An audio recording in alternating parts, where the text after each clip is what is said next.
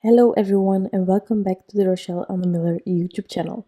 Today I have a birthday card to share with you featuring one of the adorable images from the Nutcracker digital stamp. I just love this little fairy, and today's card it will be featuring this centered with an action wobbler. I mean, this card is interactive and at the same time super simple, which is great.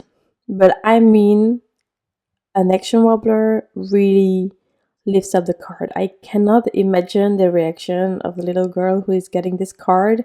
But I mean, I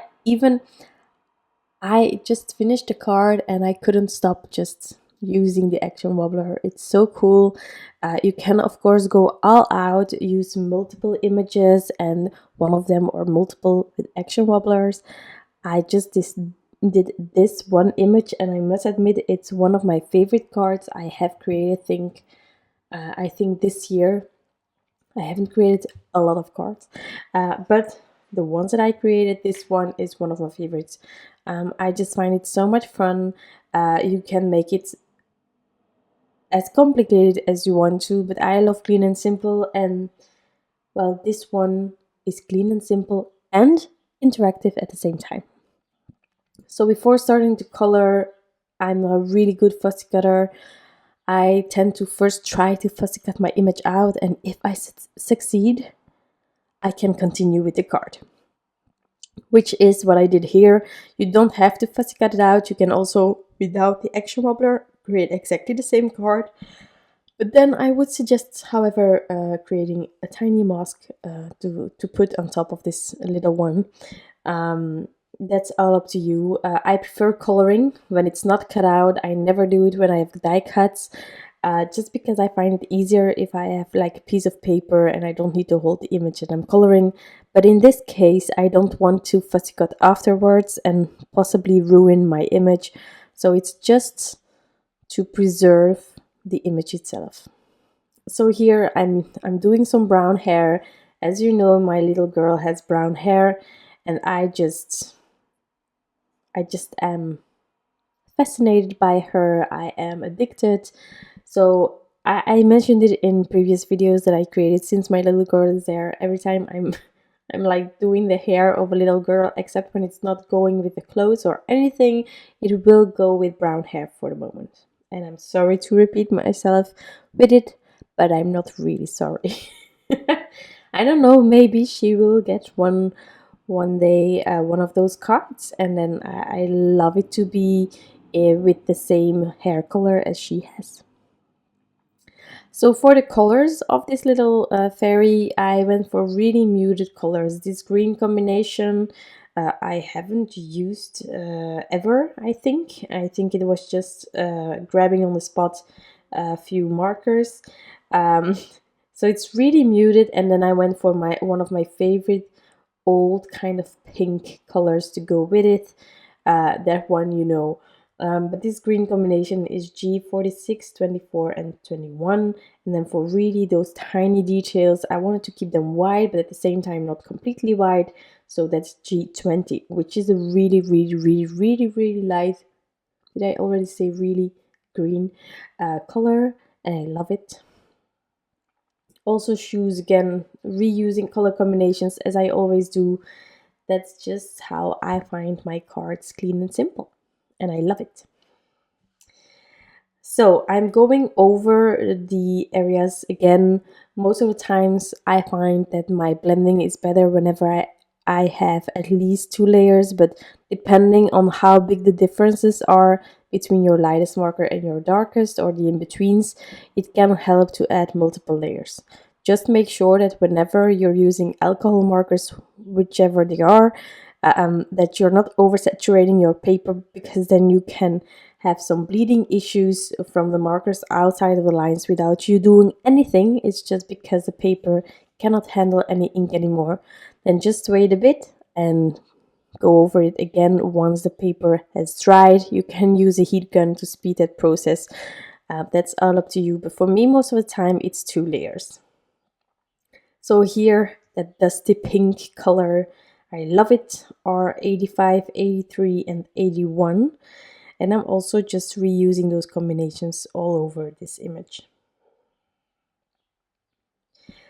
Normally on the wings, I tend to add a soft color, but in this case, I'm going to add stickles later on, and they will be so glimmery that really you aren't going to see the color underneath. So I did not add any color to the wings.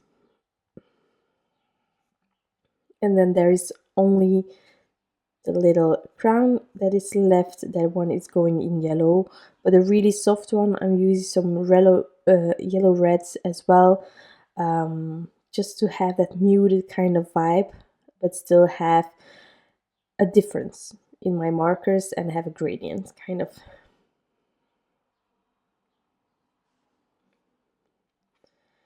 So next up is the background. For the background, as almost always, I die cut an A2 sized panel, therefore I'm using the basic rectangles by Mama Elephant, which is just one of those basics that I bought all the way in the beginning of my crafting area, card making adventure, and it still works great, and I love the stitching details on the edges. It's something that I tend to preserve white whenever ink blending, so I will do that as well just in a second. So that's my fairy, and let's create a card. So here we have that white panel. You don't need to have a panel with stitching details. It's just something, well, it's just my basic that I tend to use all the time. So I'm using some purple tape to mask off those stitching details, and then I will create a soft gradient. And I had no clue with this combination of green what I was going to do with my background, so I took actually my bullet journal, which never ended up to be a bullet journal. There I have swatches of all my distress inks, and I just took my my image here and I went over everything. In the end, which is kind of logical, my background resembles the colors of the pink. There is not a lot of pink in the coloring, but there is, and so colors are returning this way.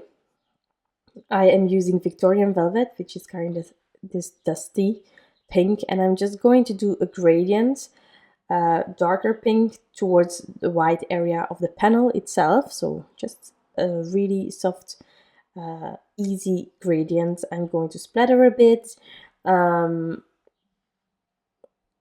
I'm just building it up right here. I also thought in the beginning that my gradient would be on the bottom, which is really an option. I ended up turning my panel around and having like the pink on top of my card, but this already gives you two options to create this card, of course. That's all up to you, what you prefer. So this paper that I'm using is Translucite Perfect Coloring Paper. I tend to use the same paper for my backgrounds as for the images. There are other kinds of paper that are more are more easy to work with distress inks, more forgiving, but just start really slow with a soft blending and everything will work out fine. This paper cannot handle water well, but I wanted to have some splatters on top, so I immediately dabbed those water spots dry to preserve my piece of paper here. I also ended up adding splatters of the Victorian Velvet.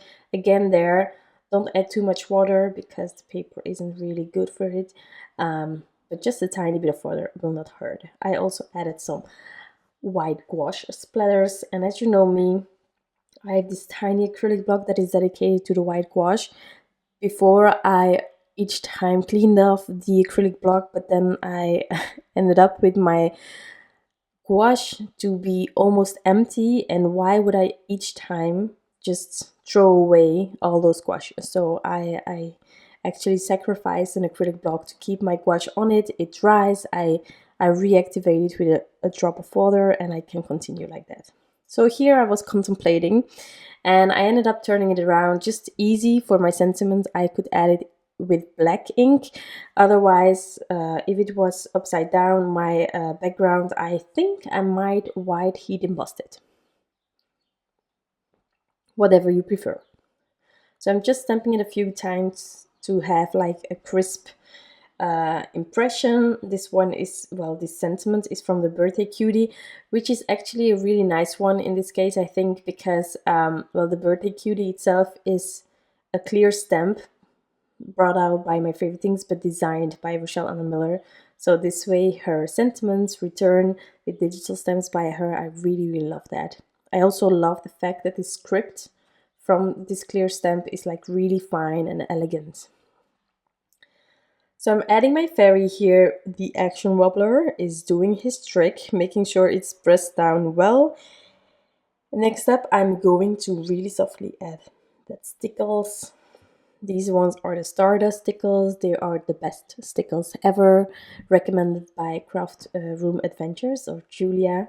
And ever since, I just choose this one. I still have two others, I think Diamond and another one. But truly, the Stardust stickles are the best.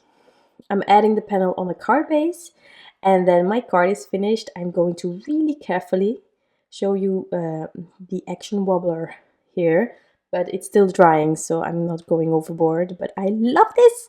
I also love the fact that we have this shadow thanks to the dimension with the action wobbler behind. It's really, really fun. It's a simple card, but it moves and it's fun. And I hope that you think the same way. Thank you so much for being here and watching this video. I hope that I could inspire you, and we'll be back with some more craft inspiration. Bye!